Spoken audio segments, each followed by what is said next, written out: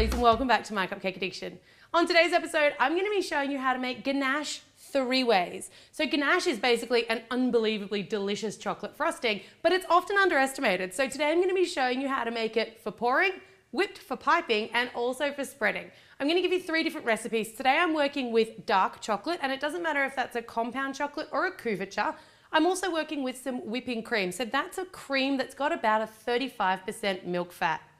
You'll have recipes if you follow the link down below on the My Cupcake Addiction website for dark chocolate ganache, milk chocolate ganache, and white chocolate ganache. But if you're a beginner, dark chocolate is the easiest to work with, milk being the second, and white being the hardest to work with. And all of your quantities for those are different, so make sure you check out those recipes. Let's get started. So dark chocolate ganache is super simple, and with dark chocolate I always go with like a 2-to-1 kind of a quantity. So I've got 600 grams of dark chocolate and I've got 300 mils or 300 grams of cream. All you need to do for this is pour your cream straight over the chocolate in a heat-proof bowl, and that's going to go off into the microwave.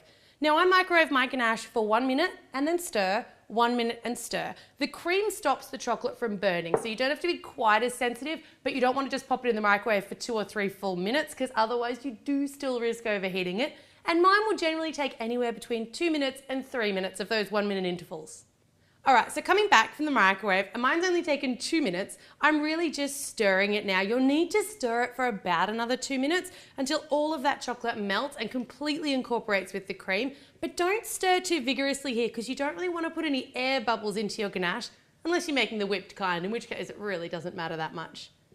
Watch your fingers, this ganache can get pretty hot. That's what you're looking for. You've got this gorgeous molten liquid chocolate consistency. That's your basic pouring ganache, and that's perfect for flooding the tops of your cupcakes or pouring over your cakes and cupcakes. It's also really good for fondue because you don't have to have anything under it to keep it in that liquid form. It'll stay like that for quite a while. So for ease and speed, I made this batch of ganache about 4 hours ago, and that's just been sitting at room temperature. So when I fill that bowl now, or if you dip your finger into it, it shouldn't feel hot or cold. It should kind of be about body temperature. Whenever you cover your ganache, you want to cover it with plastic wrap, and you want to push the plastic wrap right down to on top of the chocolate ganache.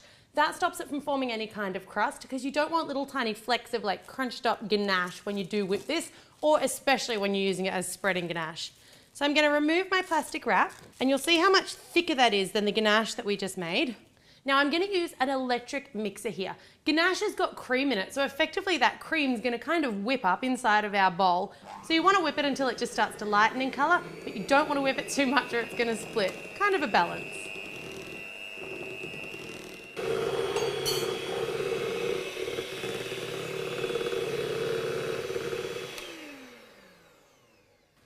Alright, so for me that's been about 5 minutes of whipping with these hand beaters at a relatively high speed, so it's not as fast as whipping regular cream.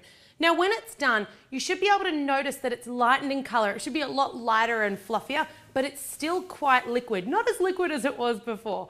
You want to let that sit now at room temperature for another hour or 2 covered in plastic wrap. It's going to firm up a little bit more, and it's going to be the perfect piping consistency, so you can use it to pipe your cakes or your cupcakes.